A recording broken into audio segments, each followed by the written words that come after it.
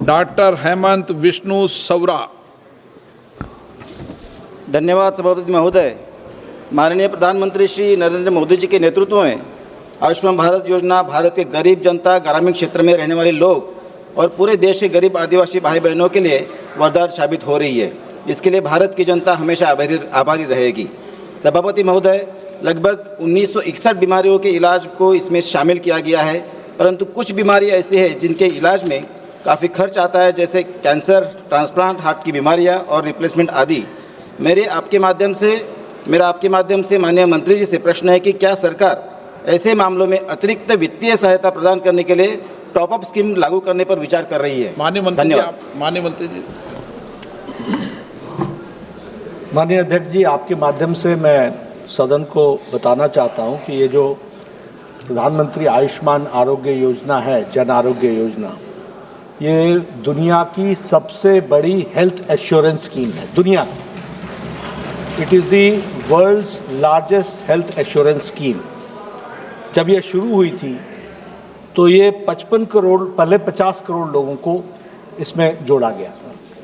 बाद में 10 साल के जो डिकेडल पॉपुलेशन ग्रोथ को लेकर के जो SCCC डाटा था, socio economic caste census data, और उसके साथ साथ जो नफ्सा था, नेशनल फूड सिक्योरिटी एक्ट, उसके साथ उसको जोड़ करके यह 55 करोड़ हो गया। और 55 करोड़ होने के बाद के साथ साथ इसमें 37.19 लाख हमारे आंगनबाड़ी आशा वर्कर्स और हमारे आंगनबाड़ी हेल्पर्स, इनके परिवारों को जोड़ा गया, यानी 37.19 लाख परिवारों को जोड़ा गया। और इसके साथ साथ अब जब प्रधानमंत्री मोदी जी तीसरी बार उनको भारत देश का आशीर्वाद मिला है, तो अब इस देश में 70 साल से ऊपर के कोई भी व्यक्ति किसी भी आमदनी का को 5 लाख रुपए का सालाना जिंदगी, जब तक वो अंतिम सांस नहीं लेगा तब तक उसको 5 लाख रुपीस का हेल्थ कवरेज दिया जाएगा। This is the world's largest health coverage programme. दूसरी बात जो माननीय सदस्य ने पूछी, वो पूछी है कि आपने 1960 प्रोसीजर्स बताए हैं और 1960 प्रोसीजर्स के साथ साथ आप उसको कैसे आगे बढ़ाने का प्रयास करते हैं। तो हम इसको टाइम टू टाइम हम इसको अपग्रेड करते रहते हैं। और जब मैंने ये जनसंख्या बताई तो अब वो 62 करोड़ हो गई है।